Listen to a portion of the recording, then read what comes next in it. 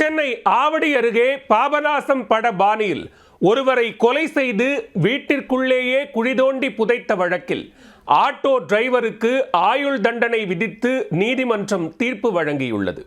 படுகொலை சம்பவத்தின் திடுக்கிடும் பின்னணி என்ன?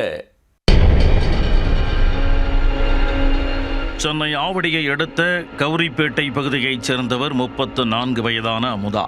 இவருக்கு அதே பகுதியைச் சேர்ந்த சுந்தரம் என்பவருடன் பழக்கம் ஏற்பட்டு தகாத உறவாக மாறியது. இந்நிலையில் அமுதாவிற்கு அதே பகுதியைச் சேர்ந்த ஆட்டோ டிரைவர் திவான் முகமது என்பவருடன் பழக்கம் ஏற்பட்டது.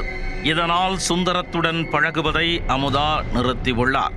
இதனால் சுந்தரத்திற்கும் அமுதாவிற்கும் இடையே அடிக்கடி தகராறு ஏற்பட்டு வந்தது. சுந்தரம் இருந்தால் தங்களால் நிம்மதியாக வாழ முடியாது என்று எண்ணிய அமுதாவும் திவான் முகமதுவும் அவரை தீர்த்து கட்ட முடிவு செய்தனர்.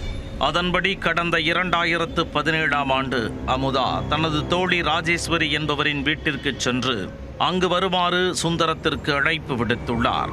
சுந்தரம் அங்கு சென்றதும் கட்டிலுக்கு அடியில் மறைந்திருந்த திவான் முகமது மற்றும் அவரது கூட்டாளி கோபிநாத் ஆகியோர் சுந்தரத்தை மடக்கி பிடித்து கத்தியால் சரமாரியாக குத்தி படுகொலை செய்தனர். அவரது உடலை மறைக்க வீட்டிலேயே பள்ளம் தோண்டி புதைத்து தரையை பூசிவிட்டனர். இந்த சம்பவம் குறித்து ஆவடி போலீசார் வழக்கு பதிவு செய்து சுந்தரம் கொலை வழக்கில் திவான், அவரது நண்பர் கோபிநாத் மற்றும் ராஜேஸ்வரி, அமுதா ஆகிய 4 பேரை கைது செய்து சிறையில் அடைத்தனர்.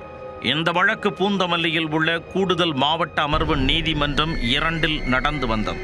வழக்கை விசாரித்த நீதிபதி விஜயகுமார் இந்த வழக்கில் வியாழக்கிழமை தீர்ப்பு வழங்கினார். கொலை குற்றம் நிரூபிக்கப்பட்டதால் திவானுக்கு ஆயுள் தண்டனை விதித்து உத்தரவிட்டார்.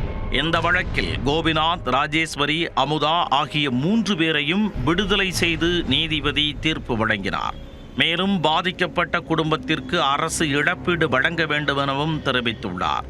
பாபநாசம் பட பாணியில் ஒருவரை கொலை செய்து பள்ளம் தோண்டி வீட்டிலேயே புதைத்த சம்பவத்தில் குற்றவாளிக்கு ஆயுள் தண்டனை விதித்திருப்பது பரபரப்பை ஏற்படுத்தியுள்ளது.